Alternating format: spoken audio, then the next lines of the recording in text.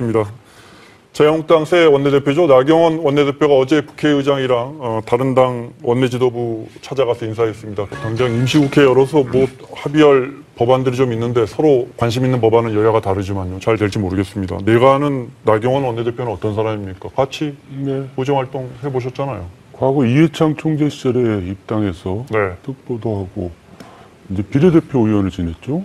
그러다가 이명박 후보 당선 시절에 대변인도 하고 급기야는 이제 서울시장 출마까지 했다가 제가 결혼해 살아보니까 신혼여행 때가 제일 행복하잖아요. 같이 지금 신혼여행 그런 기분일 텐데 이제 곧바로 이제 산적한 문제들이 나오기 시작하면서 나경원 원내대표 이제 실력이 이제 나오겠죠. 그런데 뭐 잘 하셨으면 좋겠습니다. 압도적인 표차로 뭐 이렇게 표현해야 됩니까? 비박계의 지지를 받던 나경원 원내대표가 됐단 말이에요.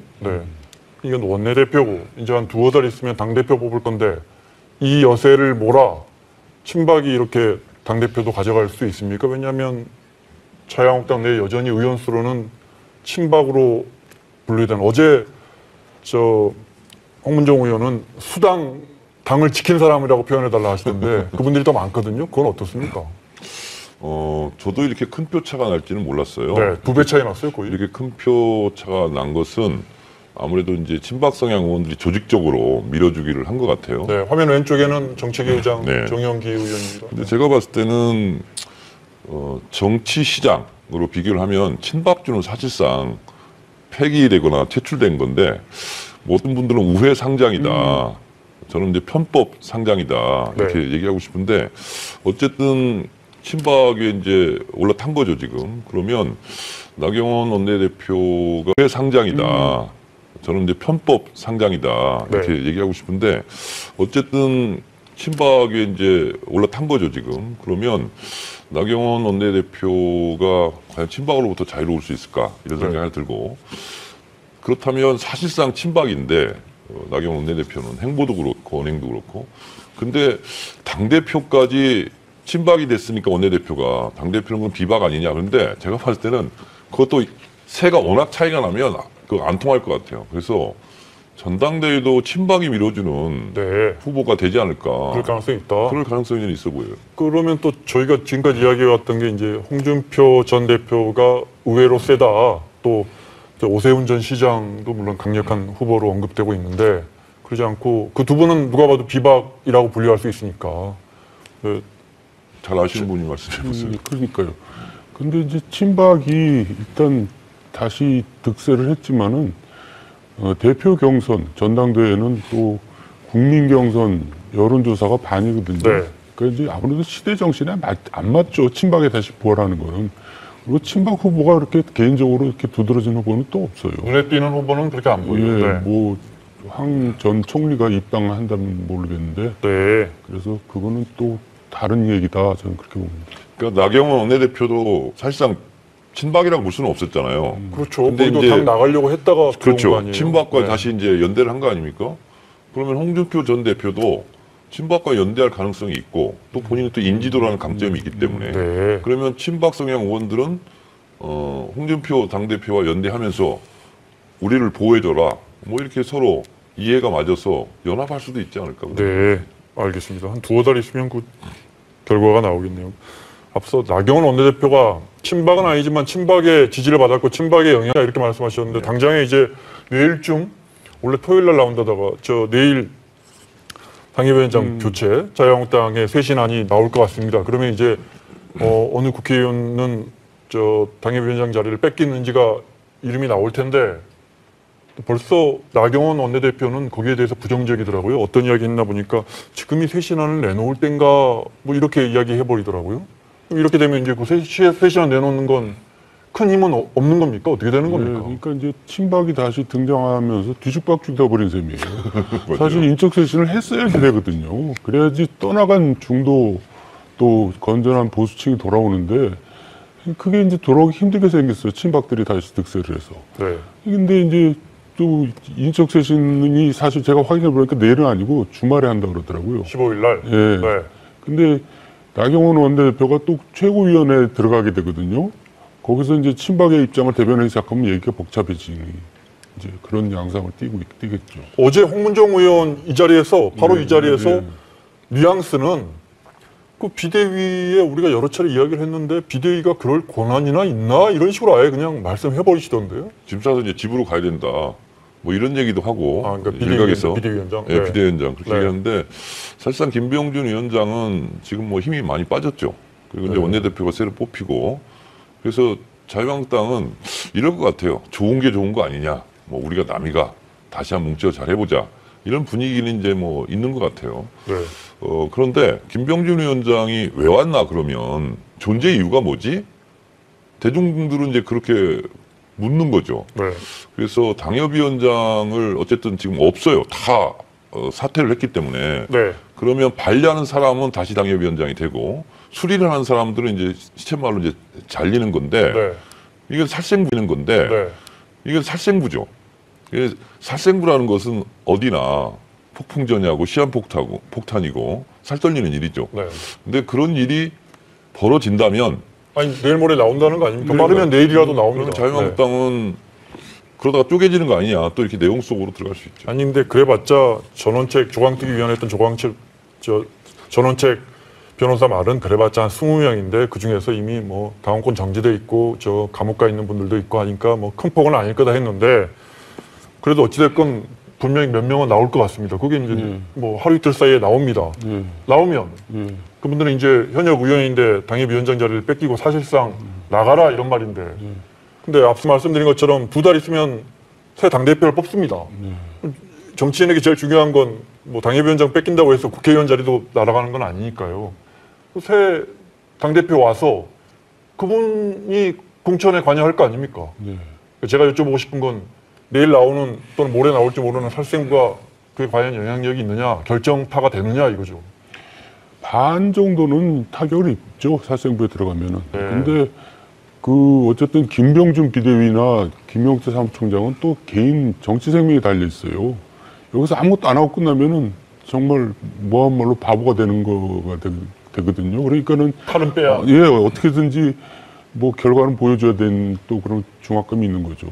그러니까 어쨌든 지금 이제 토요일 날 예상되는데 그 인적쇄신이 발표되면 다시 내용 속으로 빠져 들어갈 겁니다. 전당대회까지. 예. 안 그럴 수도 있을 것 같은데요. 예를 들어 친박 의원 A라는 분이 상당히 존재감이 있는 분인데 인적쇄신 대상에 나와서 당협위원장 자리를 뺏겼어요. 제가 여쭤보고 싶은 건 그 살생부를 무서워할까요? 우리가 다시 당대표 만들어가지고 지금 분위기에서는 뭐 얼마든지 가능할 것 같아요. 일단 정치적 타격은 받는 거죠. 일단 이름이 올라간다는 예, 자체가. 예. 그래서 국민들에게 어제 뭐 홍문정 의원이 나와서 얘기했던데 홍문정 의원이 내가 볼 때는 이제 1순위에 올라 있는 사람으로 보이는데 그 대상일 수도 예. 있겠죠. 그리고 그 전당대회를 통해서 생긴 지도부, 전당대회를 대신한 전국위원회를 통해서 생겨난 지도부의 결정이고 지도부가 또 그걸 하는 걸로 국민들이 다 알고 있는데 그걸 무시하는 건 또 이해가 안 가는 거죠. 근데 의원들이 이런 일을 앞두고 나면 네. 그 전이나 또 그런 일이 발표가 되면 엄청나게 반발을 하죠. 근데 속으로는 굉장히 좀 내상을 깊게 입는 거죠. 입는 거고. 네. 그래서 재기에 대해서 몸부림을 칠 텐데 아마 살생부에 올라간 의원들은 탈당을 해서 무소속 출마하냐 마냐를 가지고 이제 저울질도 하겠죠. 네, 알겠습니다. 자, 야 3당 중에 지금 두 당의 대표가 8일째 단식을 하고 있고 핵심은 선거구제 개편인데 민주당만큼 자유한국당의 입장도 중요한데 자유한국당 나경원 원내대표의 이야기 먼저 들어보겠습니다.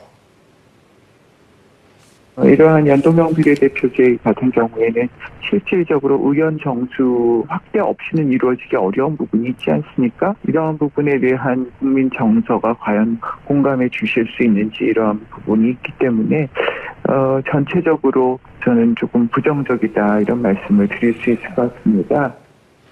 자, 지금 국회의원 300명인데 비례성을 강화하려면 비례의원들을 더 많이 뽑으려면 지역구 의원들을 수를 줄이던가. 그런데 지역구 의원들이 가만히 있겠습니까? 그러려면 지역구 의원들은 가만두고 비례대표 의원들을 늘리려면 결국 국회의원 300명을 340명, 360명 막 이렇게 늘려야 합니다. 이 문제 때문에 쉽지 않겠다 하는 건데 어떻게 보십니까? 이 문제는 우리 좀 솔직해져야 되거든요. 두 가지인데요. 네. 의원 정수를 확대하지 않고서는 사실상 불가능해요. 물리적으로. 그래서 굳이 비교를 하자면 결혼식을 해야 결혼을 해야 아들을 낳든 딸을 낳든 할 거 아니에요. 근데 네. 결혼식도 하지 않고 아들 날래 딸 날래 하는 거하고 똑같은 거고요. 그리고 또 하나는 세비를 동결하겠다. 그걸 누가 믿냐고요. 저도 안 믿어요. 그 해에는 그렇게 할 수도 있겠죠. 세비를 일부에서는 줄이겠다. 네. 의원수 늘어나는 것만큼 줄이겠다는 그러니까 이야기도 나와요. 네. 총액 기준으로는 늘어나지 않겠다는데 네. 그걸 10년이든 20년이든 안 늘리겠냐는 거예요. 네. 그것은 국민에 대한 솔직히 눈가림이라고 생각해요. 속임수고. 그래서 네. 왜 그렇게 합니까? 우리가 제대로 일을 하고 제대로 세비도 받겠습니다. 네. 그리고 다른 나라에 비해서 의원 정수가 좀 부족합니다. 그래서 우리는 앞으로 일을 더 열심히 할 테니 의원 정수를 늘리는데 동의해 주시고 그래야 연동형 비례대표제가 도입됩니다. 그래야 비례성과 대표성, 전문성 다 고려해서 국회를 구성할 수 있습니다. 이렇게 솔직하게 말하는 게 좋은데 저는 제발 의원 세비를 가지고 동결할 테니 동의해달라는 식의 얘기는 안 했으면 좋겠어요. 네. 저는 딴 측면의 얘기인데요. 나경원 원내대표가 돼가지고 사실 걱정들을 많이 했는데 일성이 실수를 한 거예요. 패착을 뒀어요. 그러니까 지금 민주당도 하기 싫어하거든요. 근데 먼저 얘기를 했어요. 우리가 안 하겠다. 그러니까 민주당은 이제 다 자유한국당에다가 뒤집어 씌우게 생겼어요. 왜 저런 발언을 뭘 하는지 모르겠어요. 우리도 적극 논의해보겠다. 그러니까 한수를 네. 좀 가르쳐 주시지 왜 가만히 그러니까 있어요. 지금 굉장히 큰 패착을 두고 있는 것조차 모르고 있어요. 네. 내가 보니까. 제가 오프닝에서도 네, 말씀드렸는데 말씀드렸죠. 민주당 입장에서는 상황이 이렇게 되면 우리는 사실은 하고 싶어요. 근데 어차피 전개특위라는 게 다 만장일치로 한 당이라도 특히 자유한국당이 반대하면 이게 되겠습니까? 뭐 민주당은 이제 이렇게 가면 될 것 같아요. 아니 저희는 노무현 대통령 때부터 네. 문재인 대통령까지 이걸 하고 싶었어요. 누가 봐도 요즘 안 하고 싶어 하시는 것 같은데. 아니 저는 개인적으로 이걸 지지하고 네. 그리고 사실은 합리적인 사회, 민주 사회라면 어쨌든 연동형이 그것이 하나의 이제 뭐 방법일 텐데 네. 어쨌든 비례성이 맞는 국회 의석을 구성하는 것은 맞는 거예요. 근데 지난번에도 제가 말씀드렸다시피 선거제도라는 것이 선악의 개념은 아니다. 그래서 이것을 안 하면 악이다, 악의 무리다 이렇게 공격하는 것도 무리다 이렇게 생각합니다. 네. 만약에 의석수를 늘리지 않는다면 마포 우리동 그러시죠? 저는 마포 의리입니다. 마포 우리죠. 네. 이게 이제 지역구를 다시 그려야 합니다. 그죠? 만약에 지역구 의원수가 지금 253명인가 네, 그렇죠? 253명. 네. 그거 이제 한 200명으로 줄이자. 그러면 53개 지역구 없어지니까 지역구를 좀 크게 그려야 할 겁니다. 그러다 서대문 가비셨던 거예요? 이렇게 되는 거예요. 막 이렇게 되면 받아들이실 수 있겠어요? 그럼요. 서대문 2명 뽑잖아요. 네. 마포 2명 뽑잖아요. 그럼 마포, 서대문 합쳐서 3명 뽑는 거예요. 네. 근데 저쪽에서 그러면 강력한 예를 정도원이라는 들면 야당 후보가 있다. 근데 거기랑 붙어야 돼요, 갑자기. 저분은 저를 피해 갔을 것 같아요. 네. 현재 농담이시고 지명도가 있는 사람들은 지역구가 커지는 걸 굉장히 환영해요. 그렇죠. 더 좋죠. 더 쉽게 선거를 치를 수가 있죠. 네. 그렇군요. 네. 두 분 지역구 한 번이라도 더 언급해 드리려고 여쭤본 겁니다. 네. 감사합니다. 알겠습니다. 그나저나 단식이 8일째입니다. 자막에 마침 홍영표 원내대표가 야 3당과 민주당만이라도 선거제 논의하자. 홍영표 원내대표가 연동형 비례대표제라고 이름까지 콕 집어가지고 협상 시작하자 했는데 이걸로 손학규 대표가 단식을 풀 것 같지는 않습니다. 그렇습니다. 우선 손학규 대표께서 고령이신데 단식 힘들어요. 저도 세월호 때 24일간 해봤거든요. 네. 근데 지금 일주일째라는데 오늘 아침에 벌써 이제 누우셨더라고요. 3, 4일째 넘어가는 게 힘들고요. 9개에서 10개째. 그리고 7, 8일이 힘들어요. 지금 굉장히 힘든 시기를 지금 넘겨가시는데 네. 단식한다고 이게 풀리고 안 풀리고 할 문제는 아닌 것 같아요. 그래서 일주일 하셨으니까 단식을 푸시고 이제 협상을 좀 하시는 게 어떨까 생각합니다. 아니, 지금까지 어떤 상황에서도 제가 볼 때 특히 단식은 민주당이 오랫동안 민주화 운동하면서 정말 마지막에 보루로 하셨던 거잖아요. 네. 많은 YS나 DG 그래도 뭔가 명분이 있을 때 풀었잖아요. 네. 그럼 명분을 갖다 줘야 하는 건 근데 여당의 역할 아닙니까? 지난주에 정청래 의원이 얘기했듯이 지금 손학규 대표는 사실 명분은 별로 없어요.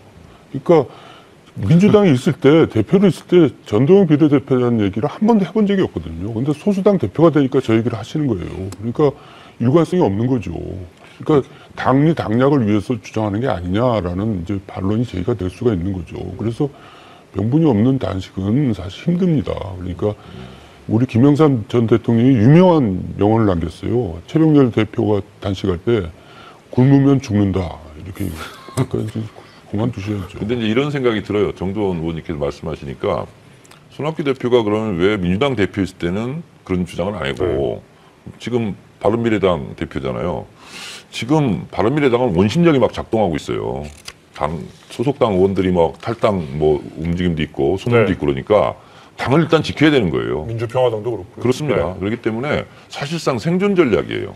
그것이 연동형이라는 미래 그 명분이 있지만 네.